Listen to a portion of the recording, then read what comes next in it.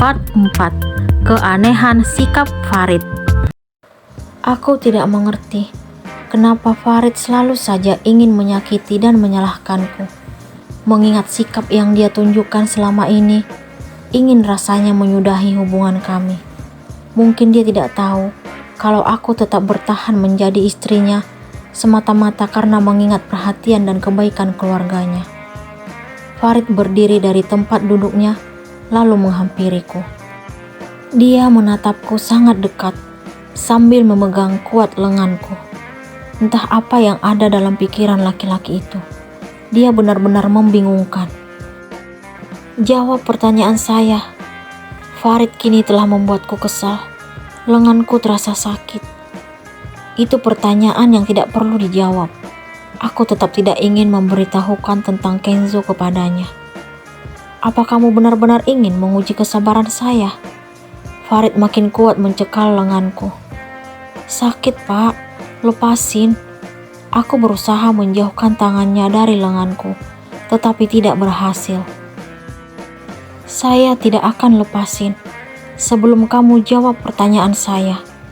Siapa Pak Kenzo untuk kamu? Dia kembali menanyakan tentang Kenzo. Kenapa harus bertanya pada saya? Bukankah beliau klien Bapak? Aku tidak ingin mengatakan yang sebenarnya. Ini yang disebut sebagai istri. Berbicara berduaan dengan pria lain di belakang suami. Aku terkejut mendengar penuturan Farid. Kenapa dia berkata seperti itu? Apa tadi dia melihatku berbicara dengan Kenzo setelah keluar dari ruang rapat? Sejak kapan Bapak menganggap saya sebagai istri? Bukankah Bapak sudah bilang kalau Bapak tidak pernah menginginkan saya? Aku mengingatkan apa yang dia katakan kepadaku tadi pagi saat kami menuju kantor. Farid akhirnya menjauhkan tangannya dari lenganku. Dia kembali duduk di depan meja kerjanya. Selama beberapa menit, kami hanya terdiam. Dia memegang keningnya sambil menatap ke arahku. Namun, tatapan itu tidak seperti biasanya. Aku kembali menyadari kalau Farid sangat tampan dengan wajah sendu seperti yang dia tunjukkan sekarang. Selama ini, dia hanya memperlihatkan kemarahannya di depanku. Jadi, aku sering mengabaikan ketampanannya. Kamu boleh keluar sekarang. Sampai ketemu nanti saat makan siang. Farid kembali membuka suara, lalu memintaku keluar dari ruangannya. Namun, ada sesuatu yang tidak biasa dari kalimat terakhir yang dia ucapkan. Makan siang? Maksudnya apa, Pak? Tanyaku ingin tahu. Nanti saya ke ruangan kamu. Kita makan siang bareng. Aku tidak percaya mendengar kalimat yang keluar dari bibirnya. Sejak kapan seorang Farid peduli kepadaku? Selama ini dia selalu bersikap seperti orang yang tidak aku kenal. Tapi Pak, tidak ada tapi-tapi. Tunggu saya nanti siang. Seperti biasa, dia kembali menunjukkan dirinya sebagai pemimpin. Aku harus menuruti keinginannya. Baik Pak, aku tidak mampu menolak permintaannya. Saya permisi kembali ke ruangan untuk menyelesaikan pekerjaan saya. Aku pun berdiri, lalu beranjak dari ruangan laki-laki itu. Farid Sanjaya, seorang CEO yang sangat dingin, keras kepala, dan egois. Hari ini telah menunjukkan sikap yang berbeda dari biasanya. Selama sebulan menjadi istrinya, dia hampir tidak pernah melakukan kebaikan terhadapku. Akan tetapi, entah kenapa hari ini, Farid berubah menjadi sosok yang lebih perhatian.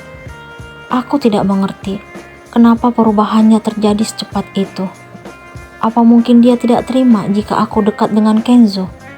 Terbukti tadi, dia mengetahui diriku dan Kenzo sedang bicara berdua. Maafkan aku, Farid. Untuk saat ini, aku belum mampu mengatakan yang sebenarnya kepadamu. Kamu tidak tahu kalau Kenzo adalah laki-laki yang masih tetap bersemayam dalam hatiku. Dia cinta pertamaku. Jarum jam menunjukkan angka 12. Farid pun tiba di ruanganku. Namun, dia tidak mengajakku keluar untuk makan siang. laki-laki itu telah mempersiapkan menu yang akan kami nikmati. Dia datang bersama OB yang bernama Surya. Setelah Surya selesai menyusun semua hidangan di meja kerjaku, dia pun beranjak. Sementara itu, Farid menuju kursi di depanku. Entah kenapa, sikap laki-laki itu berubah drastis dari biasanya. Kenapa Bapak harus repot-repot untuk siapin semua ini? Aku ingin mendengar alasan yang akan dia ucapkan. Apa kamu merasa keberatan makan siang dengan saya? Dia selalu saja bersikap agar kesalahan tetap ada pada diriku. Maksud saya bukan seperti itu, Pak.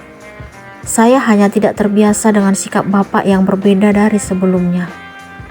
Apa kamu berharap agar laki-laki lain yang melakukan ini? Dia kembali melontarkan pertanyaan yang seolah-olah menyudutkanku. Kenapa Bapak tidak menjawab pertanyaan saya?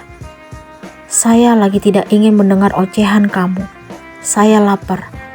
Farid pun mulai menikmati menu yang ada di meja kerjaku.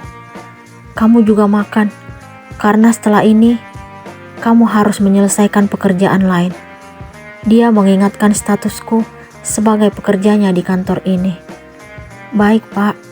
Aku pun menyendokkan makanan ke mulut. Aku dan Farid menikmati makanan tanpa mengeluarkan sepatah kata. Walaupun sebenarnya hati kecilku ingin bertanya lagi tentang apa yang dia lakukan hari ini.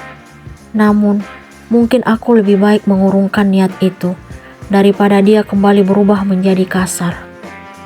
Terus terang, aku merasa bahagia melihat perubahan sikap Farid. Namun, aku juga masih tidak percaya dengan apa yang kusaksikan hari ini. Bagaimana mungkin laki-laki itu menjadi sosok yang berbeda secepat ini? Apa yang membuat dirinya melakukan hal tidak biasa ini? Saat aku masih menikmati makanan, tiba-tiba terdengar nada panggilan masuk dari ponselku yang sejak tadi di meja. Aku pun meraih benda pipi itu.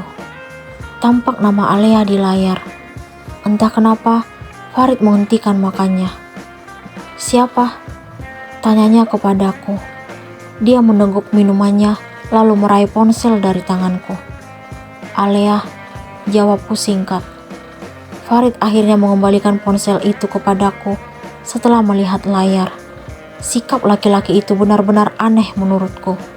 Padahal tadi pagi dia mengatakan tidak menginginkan kehadiranku dalam hidupnya.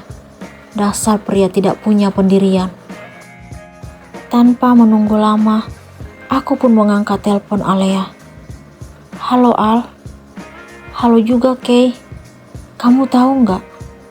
Tadi aku ketemu Kenzo. Aku sangat terkejut mendengar Alea menyebut nama Kenzo. Walaupun hari ini aku baru bertemu dengan laki-laki itu. Apa? Aku tidak mampu menyembunyikan rasa kaget saat berbicara dengan Alea di telepon. Farid tiba-tiba menunjukkan tatapan yang biasa aku lihat hampir setiap hari. Dia langsung nanya kamu, Kay. Dia juga minta nomor kontakmu. Aku kasih deh. Apa? Kok bisa? Aku kembali terkejut. Kenapa, Kay? Bukankah dia teman kita? Wajar kalau saling menyimpan nomor kontak sesama teman. Atau kamu masih memiliki rasa untuknya? Ingat, Kay, kamu udah punya Farid. Alea tidak tahu seperti apa perasaanku terhadap Kenzo walaupun telah menikah dengan Farid. Kok kamu nuduhnya gitu, Al? Kamu tahu kalau aku udah jadi seorang istri. Ya, walaupun mungkin bukan istri yang tidak diharapkan. Tapi kamu tahu kalau aku sayang banget sama papi dan mami. Aku sengaja mengatakan semua itu di depan Farid. Laki-laki menjembalkan itu kembali meraih ponselku, lalu berbicara kepada Alea. Kamu dan Kay lagi bahas apa, Al? Jawab. Dasar Farid, berbicara dengan sepupunya sendiri saja tetap menaikkan suara. Aku tidak tahu apa jawaban yang Alea berikan kepada Farid. Karena tiba-tiba laki-laki itu mematikan telepon. Dia berdiri lalu mendekatiku. Perasaan ini tidak keruan melihat tatapannya. Dia makin mendekatkan wajahnya, kemudian memegang daguku. Apa yang akan Farid lakukan kepada Keira?